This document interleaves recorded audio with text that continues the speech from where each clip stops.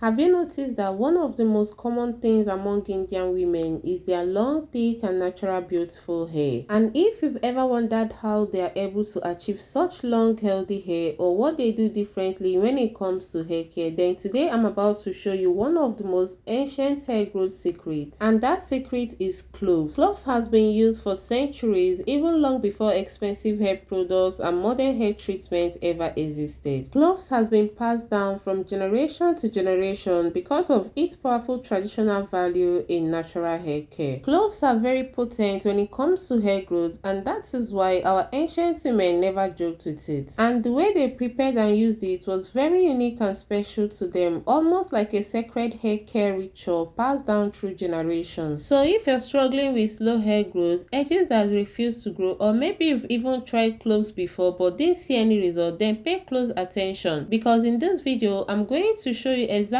how cloves were traditionally prepared and used, and also some common mistakes that may stop you from seeing real results, so you can actually understand this recipe, prepare and apply it the right way.